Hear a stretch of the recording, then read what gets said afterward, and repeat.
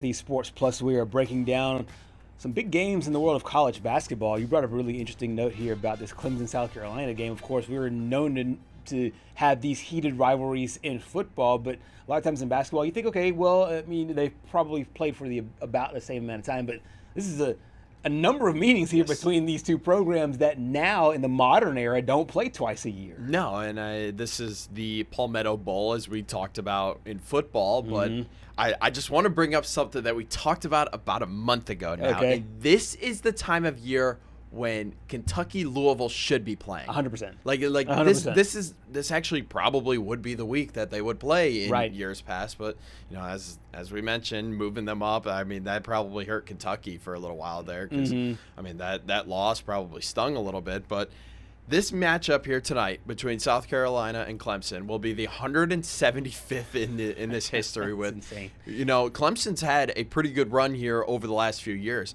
but South Carolina actually leads the all-time series, and you probably wouldn't really expect that, seeing as South Carolina hasn't really been up to what they used to be in recent years. But I mean, this is a great opportunity tonight for that guy in the picture right before here, for Meechie Johnson, because South Carolina at this point, they need a win, and they need it bad. I mean, they're 0-3 against Power 5 teams this year, and they're just looking for that statement win. Kind of feeling like they were left out last year, did not play that well at all, and was one of two SEC teams that just didn't make the tournament. 7-3 is South Carolina's record coming into this game. How many road games do you think they've played? See, this is where you might get me. Zero. They have not played a single true this will be the first road game. So, but they're not leaving South Carolina. That's the thing. They're not. They're going right. They're going right over to Clemson. It's a very short trip over there. I just find it interesting that at this point of the season, you haven't. I mean, obviously, when the ADs and the schedule makers put things together, sometimes you have a lopsided. Maybe the year before you travel a lot more, so you're home for a lot more on those comeback games.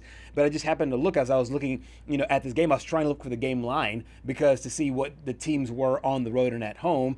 And it turns out you have nothing to measure it against for South Carolina because they have not played a road game. Meanwhile, Clemson is 6-0 at home. So it will be a real test. But the line is telling you, the numbers telling you that this could be a blowout. Clemson is a big 12.5 point favorite. Yeah, and I honestly, I have some ties to the Clemson basketball program. Yep. I know the head manager there. I'm still trying to get him on the show at some point. Yeah. So you all at home can hear about what the life is like of a head manager, but I just don't really feel like if I were betting this game, I probably won't.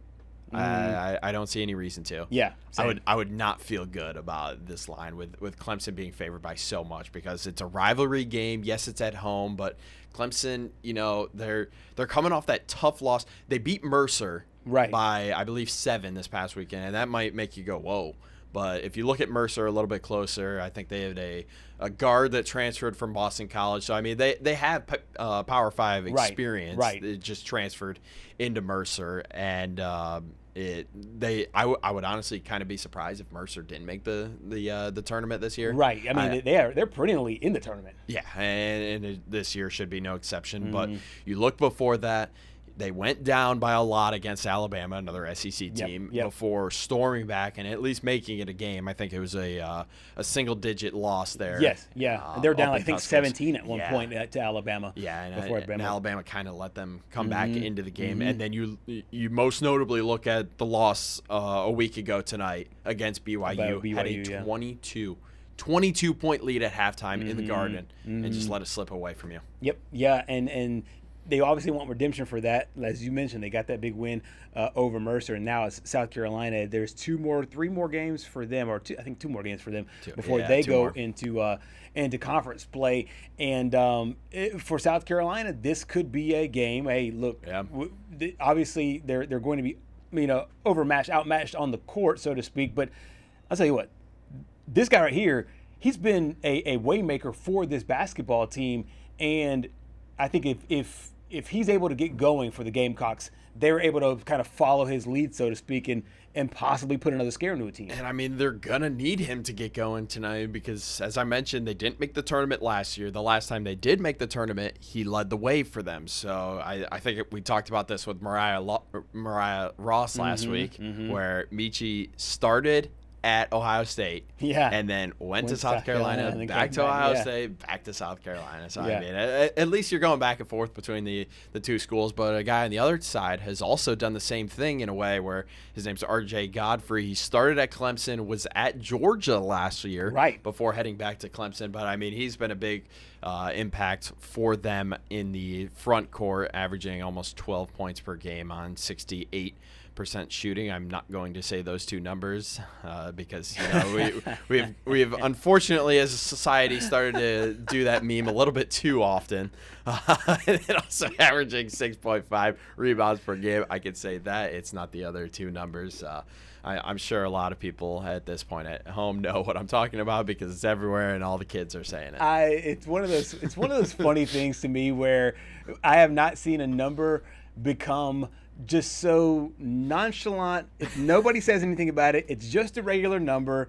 To now, it's the most avoided number in the history of numbers, and those two numbers are just like. I mean, 21 was avoided for a little while. About a decade ago, but that one actually kind of had meaning. This one literally has no meaning. None. And I think that's the part of it. And I think that's the reason why it has so much life. Is because the fact that it derives from nothing and it goes literally into makes nothing. No sense. It does. No one can ever figure it out. It does make no sense. We got a chance to hear from Lamont Paris after their big game. Now South Carolina now teeing it up, getting ready for their arch rivals. We were not good. The overall feel of the game was not good. By my estimation, but we were good enough. And at the end of the day, ultimately, that's what matters the most. But I was disappointed on a lot of fronts just with how we came out to start the game. And it continued throughout the game. And the team that should win does not always win. And this was a case of it. This was the closest 16-point win. Let's not have anyone be fooled by the fact that the final margin was 16. I hope that there's nobody looking at it and think that, maybe it was 25 at one point and then it ended up 16. This was the closest 16-point game that I think I've ever been around. And credit to them. They've got a really good coach. He had them ready to play. Our guys were not ready to play. For whatever reason, we had multitude of guys that just were not ready to play. And there's all the excuses in the book. We final exams, and they jumped on a bus and drove up here and then played the game. So, sorry if I don't have a lot of sympathy for that, but we just weren't ready to play. And they're tough. These guys, they live a different life than our guys. They do. I mean, there's a lot to take from that, but also too, I think that he brings up a good point, and I think that if you are going to have a leader that's going to help change a culture, so to speak, I mean, they don't have to completely change, just like you said, they were in the tournament not that long ago. But if you're going to have a person that's going to lead that program, you need somebody with a lot of blunt truth, and I feel like Coach Paris gives that in spades. Look, I mean, last year was a failure on all fronts, and I don't think anybody would say it wasn't a failure. I mean, you were one of two teams in your conference that didn't make the tournament. That's in my book, that's a failure, and that's honestly, as a former athlete, if I were on that team, I'd be embarrassed. Yeah. Because you had all the opportunity in the world to make the tournament, and you were one of two teams that just didn't end up making the tournament. And then you look towards this year, you're 0-3 against Power 5 teams. You mentioned they haven't played away from home yet, but still, you're 0-3 against Power 5 teams. You lose or you win by 16 against the Citadel. That's who they just played, and he said it was the closest 16-point game he's ever been a part of. And tonight, you basically need a win, or else, then the morale starts to go down. Then you start to go down the rabbit hole of, all right, here we go again. It's going to be another season like this where we just can't win against the Power 5 teams. We beat the teams we should, but, any team that's equal to or greater than us, we just can't win. Yeah, and so I think if you are South Carolina, one of the big things that you can take away from this, I think you'll get a lot of answers going into this game, because 11 games in, not having played a true road game, you think you will get some answers as you now, go forward into the SEC slate. And I was looking up their SEC schedule, their first few games in league play. It's Vanderbilt, LSU, Georgia, and Arkansas, then Auburn. So, and of those first 5 games, 3 of them are on the road. So you'll see South Carolina and its full form I would say in the next 7 games. Yeah. With this basketball team. But at the same time, I wouldn't be surprised if they shocked one of those teams that they should lose That's what I'm to. saying. Yeah. Right. Like, So I have faith in Lamont Paris. I think he's a good coach. I think he can get these guys to play. And, if all it takes is for Michi Johnson to just have one good night, and then one of those teams that should win, maybe Vanderbilt. I look at that Vanderbilt one. Honestly, to open up the year, if Michi Johnson just drops 25 points, I think you win that game. Yep. And then the games that are against now ranked teams are that Vanderbilt game, Georgia, Arkansas, and Auburn. Arkansas, Auburn, and LSU. They're all on the road. So no, you're right. I think they can slip up and beat one of those teams.